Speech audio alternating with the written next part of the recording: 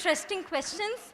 And that, ladies and gentlemen, is the best thing about Calcutta, I guess, because cities, great cities, are built not just on infrastructure, but on the collective intellect of the populace. And that's the very beauty of the city, and that's the very beauty of these people. With that, ladies and gentlemen, I rest my case. The next session is going to start very shortly. And if you want more of Mr. Kunal Basu, he's going to be doing his next session at Allen Park, so you can have more of him there. Thank you, thank you. It has been a pleasure. We'll begin the session shortly. We're waiting for Ms. Anita Ratnam to come. Actually, Anita is not from here. She's from Chennai, and she has got lost inadvertently. So we're going to be starting soon. Good afternoon, everyone. Bharati Di Bosho. I think we'll just start the session. Anita can just pick up the threads as she comes in. We hope it's going to be very soon. Yes. And what we're going to discuss today, our topic, making moves, the changing narrative of Indian dance. While Anita's not here, let me try and do a quick recap of dance as it's happened, the classical forms and other forms. I think what happened during the British era is there was some kind of a stigma on dance, Indian dance culture, the arts, because as most of you know, all our dance forms, even Kathak, this surprises people, started as a temple form. They were tied inextricably with worship. The concept of gods, goddesses, myths, mythology, all of that was inextricable from the world of dance. No, also Kathak. Kathak was a dance form which started as a tribute to Shiva. And what happened is that after independence, gradually there was a flowering of national pride and a focus again on our traditional dance forms, our traditional art forms, our culture. And people started looking for that specific identity as Indians. And over the years, especially in the next couple of decades, dance really came to the forefront. Odissi, Mohiniyattam, dance forms, Kuchipudi, which were not so very important, became very important. There were martial arts forms which were stressed on. They started finding their feet. And something else changed that was very important. It wasn't just the temple Devdasis.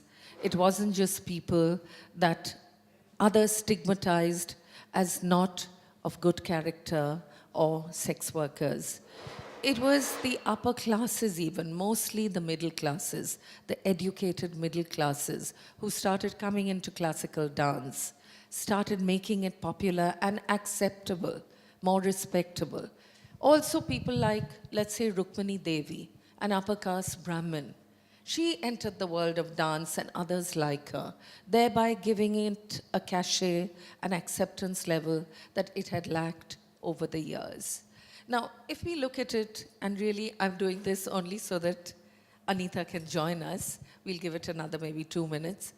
After the peak period where dance was in its element, you had people who started again questioning dance forms. And I'll take you back.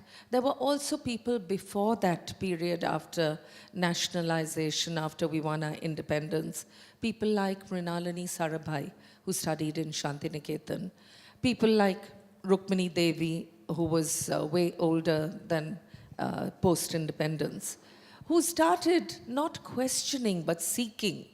They kept alive the traditional dance forms, but they tried within the parameters of that dance form to experiment, to move forward, to innovate, to give it a vitality, their form, that perhaps was lacking because of the stagnation that dance had seen. And that was a very valuable legacy for dancers in future times. Even Rabindranath, if you look at Rabindric dance, he imbibed many influences. He saw Manipuri dance, he took in those traits. Folk dances, he was influenced by the West. There was, of course, as I said, Rukmini Devi, there was Mrinalini, Sarabhai Amma. There were others like Chandralekha. There, later, after that, Kumudini Lakya, who really wanted to keep alive the traditional form, but give it a different twist, make it more vibrant, make it more innovative and interesting. Because one thing I think dancers and people in the arts forget is that if you stick to that hard and fast parameter, as it was in the olden days, the guru taught you and you learnt without question. But these are people, these were gurus later on, who taught students to question. And I think what is fantastic is Vikram was tutored in Kathak by Padma Shri, Srimati, the late Srimati Rani Kanna. She was somebody who was absolutely traditional, but so open to innovation, to ideas, to forward thinking, to experimentation. And that is why her relationship with this young team of dancers was something really worth seeing. She went with them, they carried her with them, and she was always there encouraging them to think on their feet, to think for themselves. Then we come into our times now.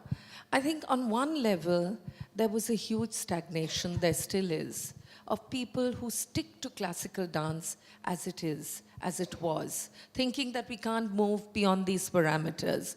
Maybe people who think that that is their comfort level, not to change, to be able to say that I do exactly as I was taught.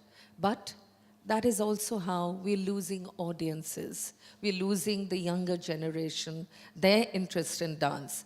And somewhere dance stopped keeping up with the changing times, with changes in society, when changes, the world wars happened, caste-related issues came to the fore, social injustices came to the fore, and I think perhaps traditional dance stuck to that same pattern of gods, goddesses, Naika, Nayak, and that is something that the current crop of dancers is trying to change, changing very successfully a lot of times, and hopefully will go on changing to give dance a new life and a new lease of life.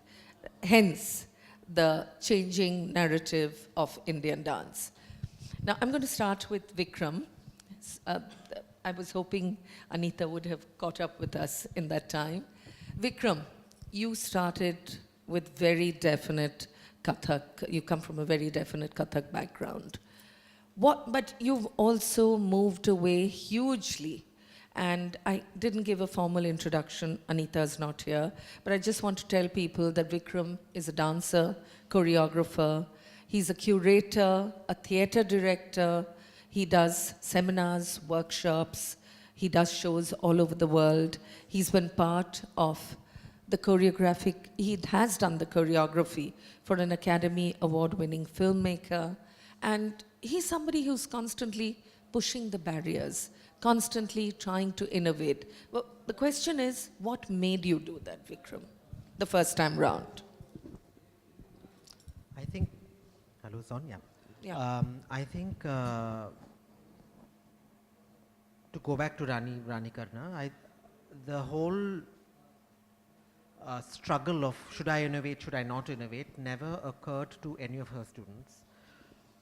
Because we could see that example in front of us, that she was completely happy to play with the stuff that she was sharing with us, and that was really how the teaching happened. She shared things with us. That is not to say that discipline was not held on to.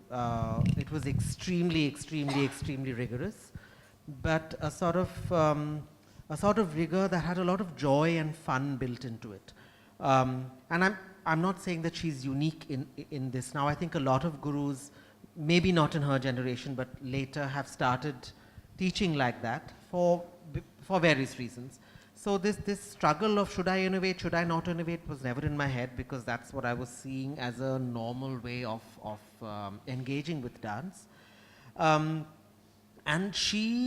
my first piece of choreography, or rather I should say our first piece of choreography, Devoshri, who's my colleague, and some other dancers who were working with us at that point in Raniji's academy, she sort of gave us the leeway in 2000 to choreograph a set of short pieces.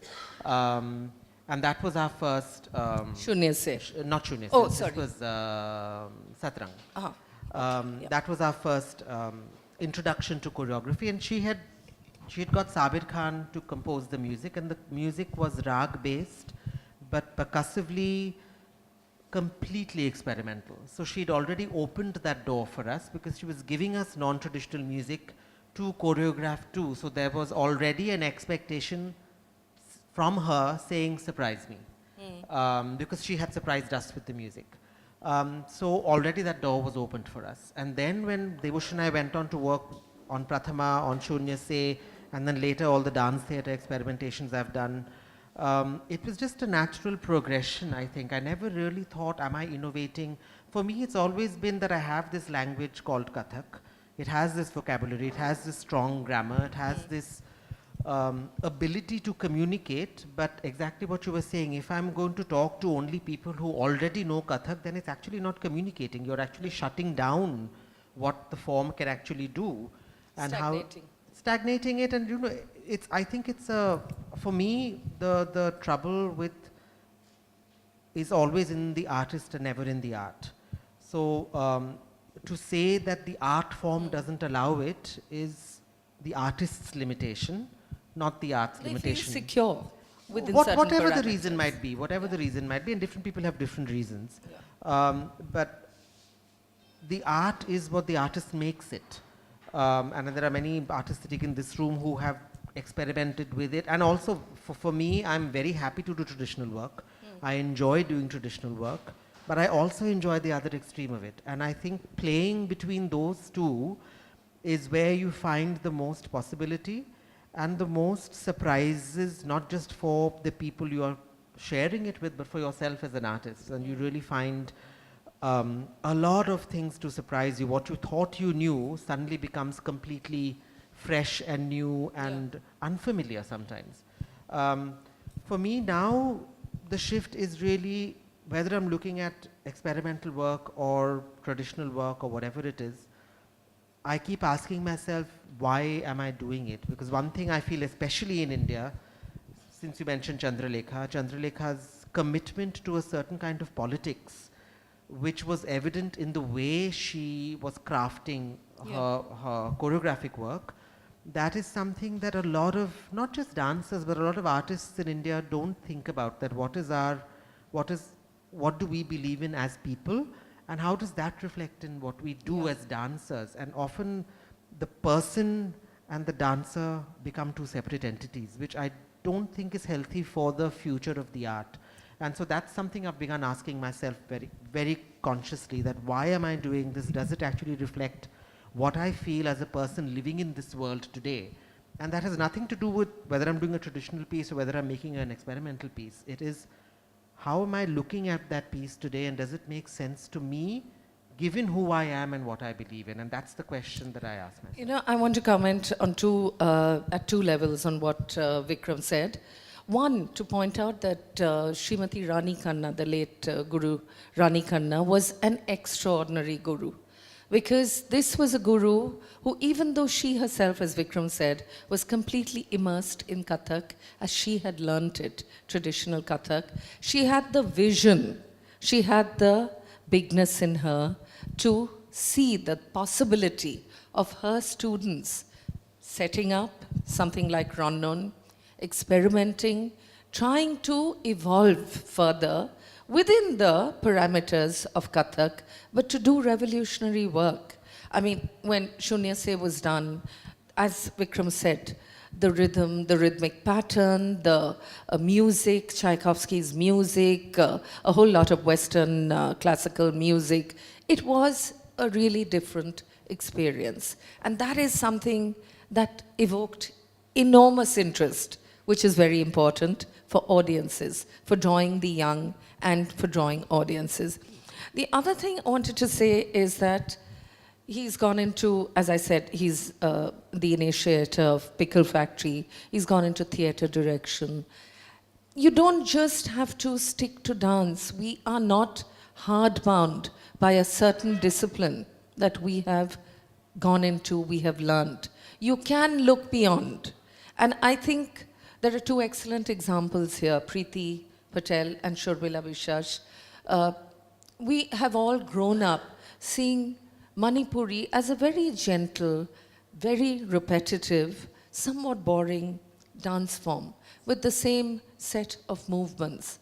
And I'm not saying Preeti was the only one, there were others, but she revolutionized it by using that very exhilarating male martial arts dance form of Thangta in a way that completely re-energized, represented, repackaged Manipuri dance. And that's something she's got a claim for all over the world.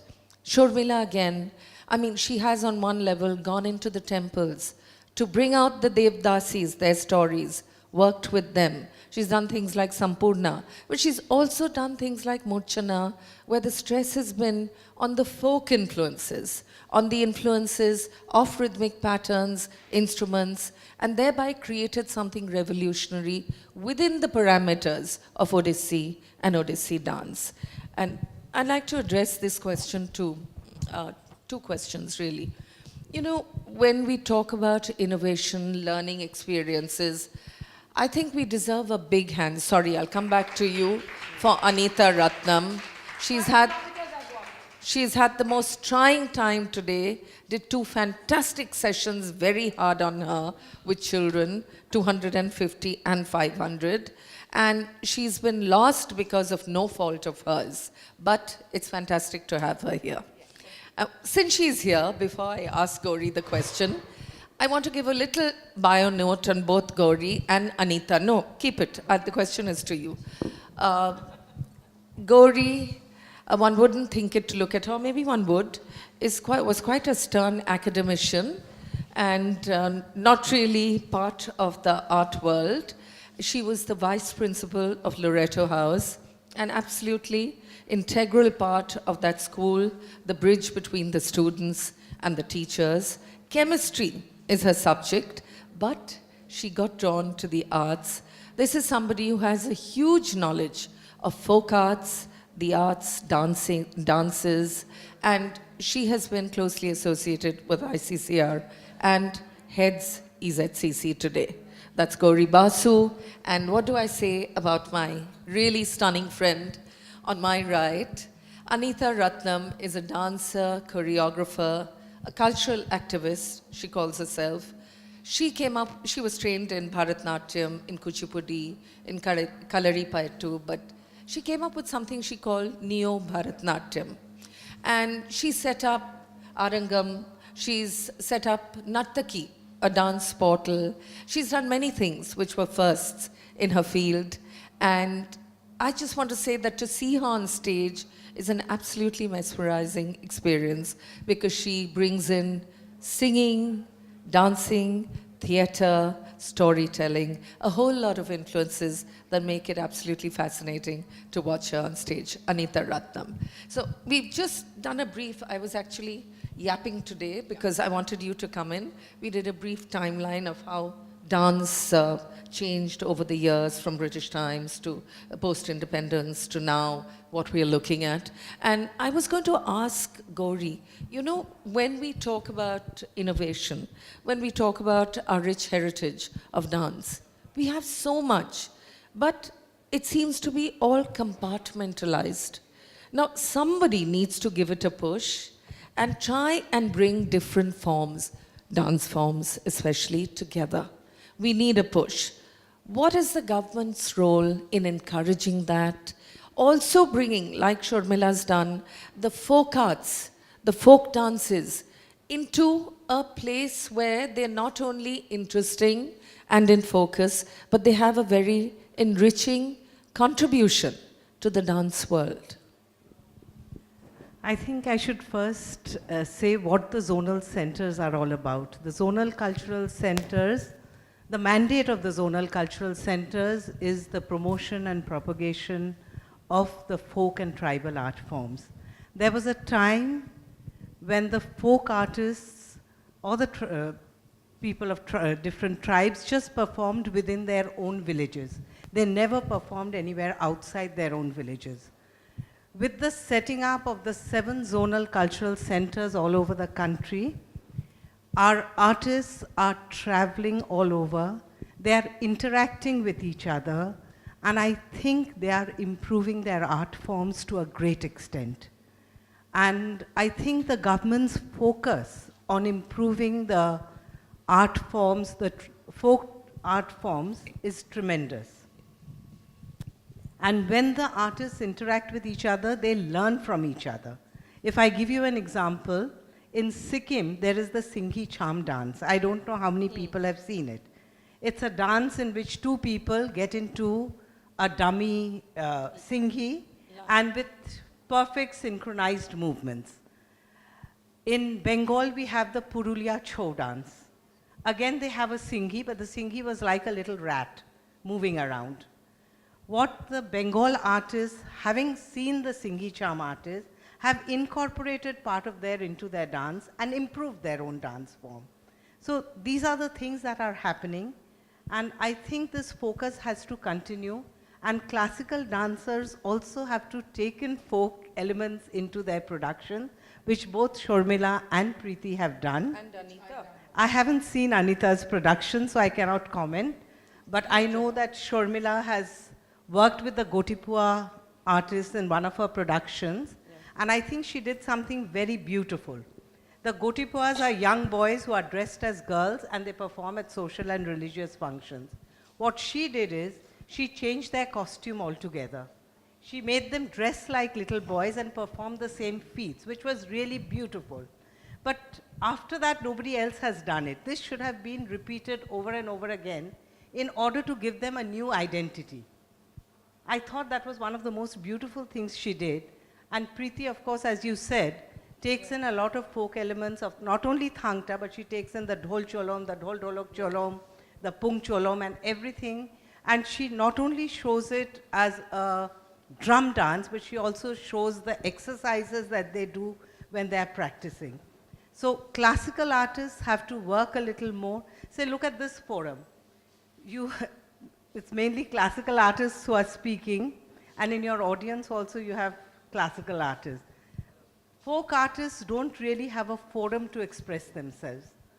Folk artists have to be invited to forums like this, where they can speak, where they can say what are the problems they are facing. It's true that we are working a lot with them and we are trying to sort out their problems. But I think they need a little more exposure, and that is something we have to look into. Thanks, Gauri. I just want to comment on one thing Gauri said about breaking form and breaking what has gone before. If you all remember, way ahead of our times, way back when, Amma, Mrinalini Sarabhai, used Kathakali to tell very powerful male stories, but without the cumbersome costumes of Kathakali, which was unthinkable before that, because it was so structured and strictured that it has to be. Kathakali has to look a certain way, be a certain way. But there's a movement, there's a language, a grammar that one can choose to use. So again, that is something that somebody did long ago. And I think what we are talking about is not just the vision, but the courage to break away, or not break away, maybe that's not the right word, to break strictures, to break parameters, set parameters and barriers, and to innovate. And even Manjushree Chaki Sarkar did that. Absolutely. She brought in a lot of folk In forms fact, Uday and used them in a very innovative manner. Yeah, and she was somebody who didn't quite like the Ravindrik form or Uday Shankar's form. She wanted to, I think, Navya Nritya is what she called it. Yeah. And I'm going to talk to somebody who really is a powerful voice for change, for forward looking, for the fact that you know, Gauri's touched upon it, the soft power that we have, the resources that we have, but we don't seem to utilize. But Anita has gone into a lot of folk patterns, a lot of international influences, imbibed them, used them in her dance. So tell us about the process. That's fascinating, I think. What made you look for those influences, look to change how you perform, how you learnt your dance? And also, I want to touch on another thing. Today, sometimes when you're traveling abroad, sent by the government, the missions, the embassies, they tell you, God, thank God, it's a decent performance. We tell people not to send us classical dance. It's actually happened, not once, but thrice in my life. We tell people not to send us classical dance. How do we change that? What do we do to not only make people more aware of the changes required, but to give them the courage to try and make those changes? First, I think that we have to put our talk, we have to walk the talk. The government has to walk the talk. It's one thing to say soft power, but it does not embrace technology, at least in the cultural sphere. Websites are hopelessly outdated. There is nothing you can get. I was called 72 hours ahead of an ICCR empanelment meeting. Just 72 hours. It's as if I was waiting around for them to make a call. I said, no, I'm coming to Kolkata.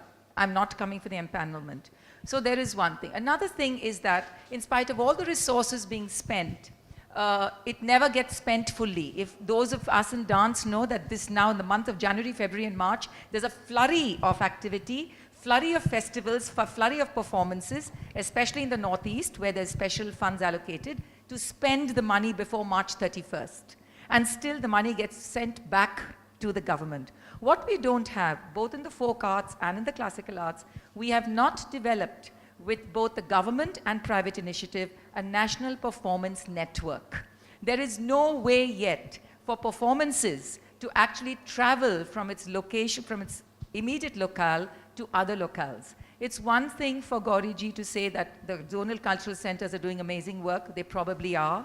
But we would like to clone her and send her to South Zone because the directors keep changing. Unlike you being based in Kolkata, the South Zone Cultural Center is based in Tanjavur. So they are completely out of the way. Now, what inspired me when I first came back from New York was the late Na Muthuswamy, a theatre pioneer, and his work with the Tamil theatre form called Kuthu. So Kuthu is actually a hereditary parampara ritual form in which only male performers do enact the Ramayana and the Mahabharata. But there's a great vibrancy that Mr. Muthuswamy saw, and he took that as a sort of a foundation upon which he developed a whole new methodology of movement with Tangtha, Kalari, the stick art of Silambam, improvisational movement. So his actors were an amazing, they were such articulate bodies. So in 1990 when I returned, this is about 30 years ago, I said, my God, these are actors, but they are dancers. So I was looking at, the voice and the vachika came much later after their bodies were trained. So that was something that I was very, very inspired with. I did watch and I was inspired by Chandralekha, but I could not, she did invite me to join the group, but I could not, in a sense, discard the Mallipu, my jasmine, and I could not rub away my bindi, which was her kind of militant manifesto at that point. Because it was her stance against what she called was the syrupy, saccharine nature of what classical dance had become. Now, I've come from a classical dance background, as has Vikram, and I keep telling my colleagues, please put that damn mirror down. Don't keep looking at your faces anymore, there's a whole world out there. When I interacted and I used what I call a tappatam performer, he's a folk artist, a drummer, they come from the Dalit community. This was in 1996. And I created a work called Gajanan, which came to Kolkata for Tagore's, I think 50 or 70 years or something. Many years ago, 1997 I'm talking. No, no, 1997. So I remember somebody in Kolkata saying, how do you equalize upper caste and lower caste people on the same platform? And this is the same question I had because I used him as Shiv. This was a story of Ganesh, and I used him and a whole bunch of boys doing what we call the Kuthu, and this is called the Pare, Tapatam, and a host of other folk forms with all the bowls as well. And there were my dancers trained, but I had to push them into doing martial arts. But instead of actually making a comment on the work, the first comment was about caste. So that was very interesting for me because I never thought about it. I responded as somebody who had returned and wanted that kind of energy to come onto the stage. So when I actually programmed Gajanana in the Chennai dance festival in December, because it was so popular, it went to many festivals. One of the captions in one of the media says, Anita Ratnam breaks caste barriers. Again, nothing to do with the work. So 20 years later, we are still talking about caste. I mean, it's a huge issue everywhere, across. Now, when I travel, as you have just mentioned, and yes, many times, I'm officially considered by ICCR an artist too risky to program. I don't represent India shining all the time. But those of us who go overseas are asked questions, not just about our work, we're asked questions about our country. We're asked questions about the status of women in our country. So we need to have the information. So it's not enough to just talk about Krishna and Radha and of the grinding of Chandan and everything. So I remember now more and more, I speak about white Eurocentric people in charge of greenlighting projects, even if they are Asian artists to be greenlighted. For instance, I was in Melbourne, Australia, that has two very, very major Asian arts festivals dedicated to Australian people who are Asian artists. That is Indonesian, Filipino. So it's people who are Australian from Japan and Korea, but they're Asian and they have arts practices. And it's beautiful festivals. Who is curating it? Nobody Asian. Nobody Asian. So I do think that I now have come to a point where I'm not going to win any popularity points, but I have to say it because there is a lot of things that are not shining about India shining, as well as even in the cultural mapping that we speak about. But one thing is definite, that the kind of professional ecology that surrounds dance and performance and the live arts outside India is paid far greater respect. And the artist is also, theatre manners, for instance, is so much better. And nobody even has to make an announcement about cell phones or taking photographs or suddenly sharing WhatsApp videos. And that is something that I think we in India have to relearn that culture, you know. And so I think, I think I've answered that one question. No, you have perfectly. I just wanted to go back to something Anita said. You know, Rabindranath truly was a pathbreaker. You talked about productions, bringing up the caste system.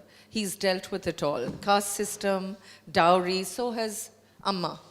And she was somebody who didn't just study Kathakali and Bharatanatyam. She also studied an Indonesian dance form. So, yeah. And I think when you talk about this slavish attitude to the Western, the white-centric world, the importance that we give, I think that is our confidence. That's what we need to build up, that we are good enough to think for ourselves, to go out and meet the world at their level, on our standards. And I just saw Prasanna here also. I wanted to mention Prasanna's team, Rhythmosaic. I think Mitul, when she broke away from, when she came out of Guruji's stable and set up on her own, that's something they really worked on to try and make their dance different. She never lost sight of her Kathak. She's still an excellent Kathak dancer. But they wanted to imbibe those influences of ballet, of contemporary dance, to try something different. It's worked brilliantly for them. You wanted to say something, Yeah, just Vikram. to... And I have a question to ask you To also. respond to what Anita's saying, I'm glad, you know, that you've put it so articulately, this whole thing of the nowness of of where we have to, what we have to inhabit and take that mirror away from our faces. Recently, I was sent a book to review called Dance Theatres of India. I can't remember now. Written by somebody based in France. She's learnt Bharatanatyam. Learnt very well in the Guru Shishya Parampara. But I was reading the book, and the first thing that struck me is exactly this. Who is the book written for? What is the lens through which this person who has learnt in what she calls the Guru Shishya Parampara system in India, what is the lens of the writing? Because the writing is so Eurocentric and factually incorrect. She's saying Navarasa, she's mentioning only 2 rasas, for example. So factually incorrect, and this entire thing about the history of Bharatanatyam, Sadir to Bharatanatyam, where on the one hand you have Rukmini Devi, you have the national movement, but you also have the underbelly of the Devadasi being rubbed out of history, where she calls that, and it is a Brahminization of the form, right? Bharatanatyam did become It is. Brahminized. Because Rukmini Devi was Exactly. a upper caste Brahmin, and Absolutely. people like her So you have when they came in. When we're talking about narratives of Indian dance, one has to look at narratives that contradict each other. I think that is actually one of the greatnesses of Indian culture across religion, across myth that we all share, because every narrative that you put forward has a counter. Yeah. And if we do not accept that in the world of dance, we are actually diminishing what we stand Vikram, for. I want to say 2 other things, 2 names, with nothing taken away from what they've achieved, Sharon and Ileana. I think part of the fact that we were fascinated by these 2 white women who came and danced made us, Veronique, that's right, made us forget that dancers have to be judged on dexterity, on talent, on what they do, not what the color of their skin is or where they came from. And I wanted to ask you, Vikram, we talk a lot about the dwindling audiences and also dwindling sponsorship and money. Dance was also a court dance. I mean, the kings patronized it, the zamindars patronized it, then the corporate zamindars did. But the fact is that today we have to look for avenues to support dance on our own. So, one thing that we've talked about this a lot. I mean, Shormila's trying it, Anita has, you have.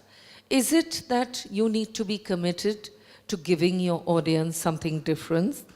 Being confident that people will pay money to see it, not having everything for free, so that at one point in time, even though everything is free, people don't want to come back and see that dance.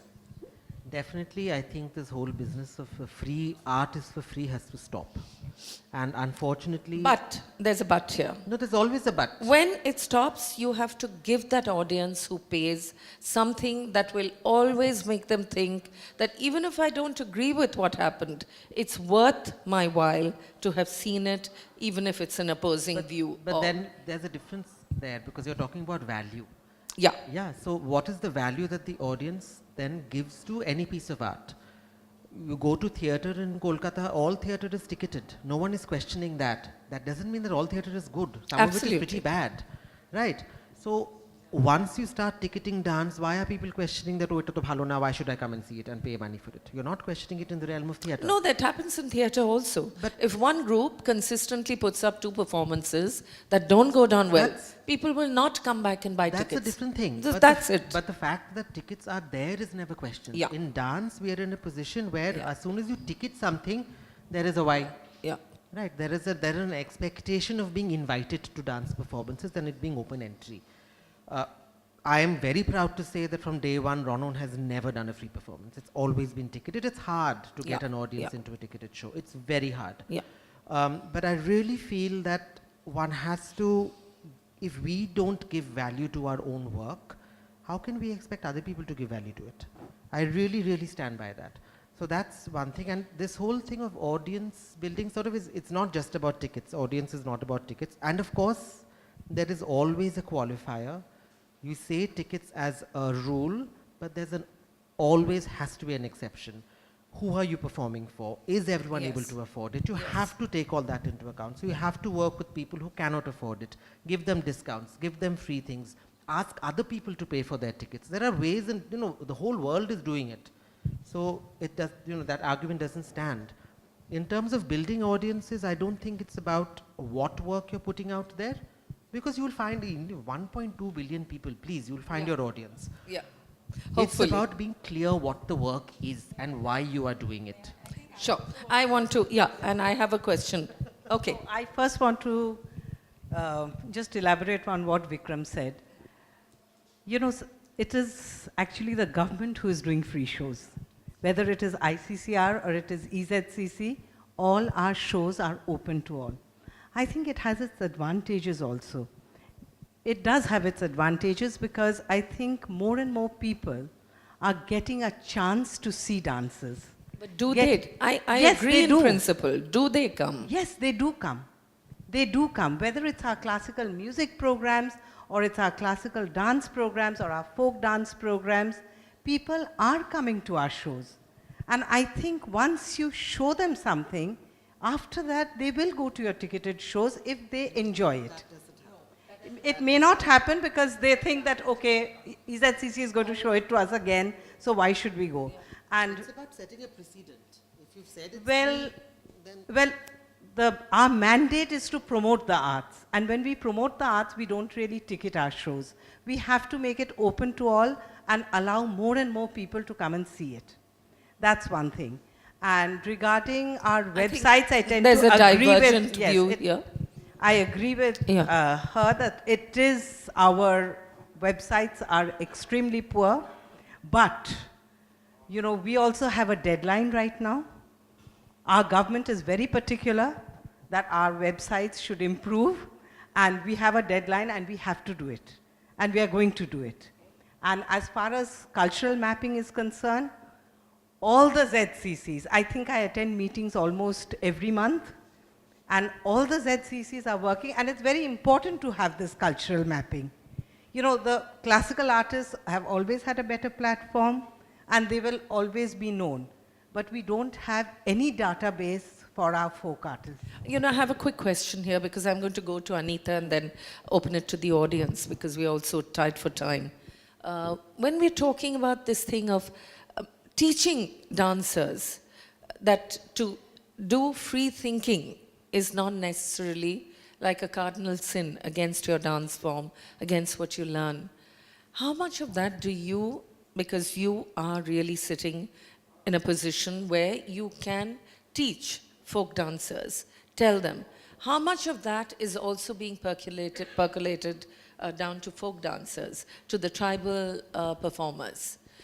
Has anyone made an effort to try and change their mindset? That it doesn't have to be the same costumes, it doesn't have to have the same rustic quality. A folk dance can be really sophisticated and different. I'm just using words. It could be different in other ways. I think folk dancers are bringing in a lot of innovations into their dances. And I think we talked about the Northeast a little earlier. Every year we have several octave programs, which are programs to promote the Northeast, where we make the Northeast artists, people of one region dance to the rhythms of another region.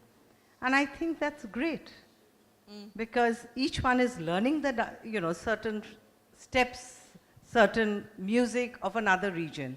And this sort of interaction is taking place all the time. And it's not just through our NCEP programs, which is the National Cultural Exchange programs also. We are doing a lot of innovation in dance. Okay, I just wanted to comment. When I said that about folk dances, I was really thinking of our very vibrant Santal dancers. If you look at them, what they do is so difficult, so exciting. They're dancing at a 3-story level. But you see the dancers from Gujarat, Siddhi Damal. They are so professionally packaged. It is like a world of difference. They're almost like slick. It's a very rustic art form, very exciting, but they're so well timed, they're so organized, they're so conscious of presentation. Maybe you have seen such a presentation, but all the Siddhi Dhamal No, presentations are not like True. that. Many of the Siddhi Dhamal presentations still retain their rustic flavor, and theirs is a completely different kind of dance. It is a dance based on total African rhythms. And they are Because a group they are, that's come they from are, there. they are descendants of, Yeah. of the Africans. African tribe, yeah. So their dance is completely different, and it is not anything like our other folk dance forms. Okay, we'll end with Anita before we open it to the audience. Thank you. Today, in the era of technology, we still don't have it. The amount of dance forms we have in India and the richness of our classical, tribal, and our folk forms, we don't have a museum of performing arts. We don't have access to it, and there's no, like all over the world, the access is free. It's like a free.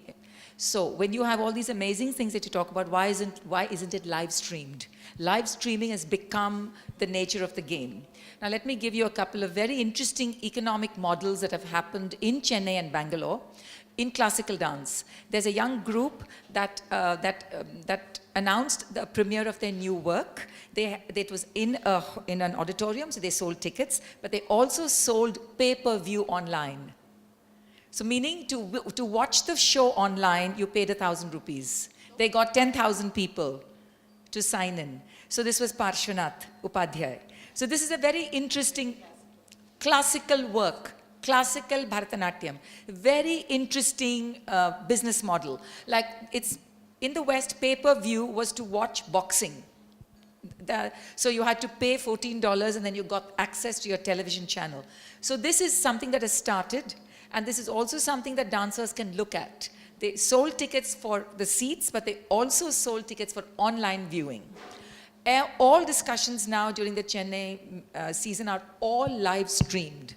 That's it. That's an excellent idea. If you're talking marketing. Yes.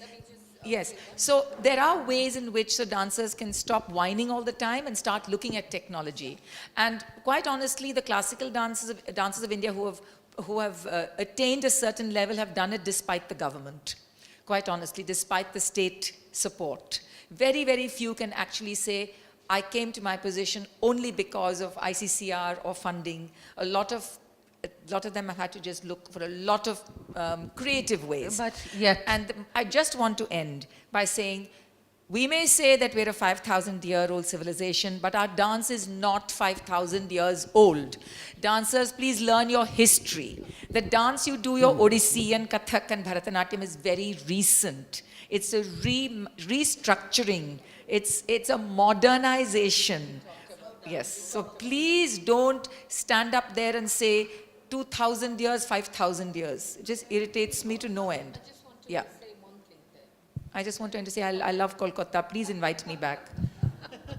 And not make her walk 5 kilometers. You know, this is slightly facetious, but if that is how business modules work, we get one IPL team to adopt one dance form, 10 dancers, and tell them we ride on your back. You want to watch our game? Pay for them too.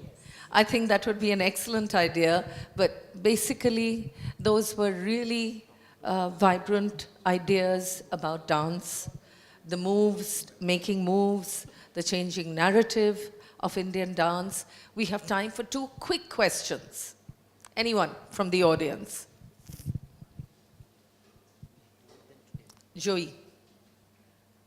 Neetu Bhagat. Anyone?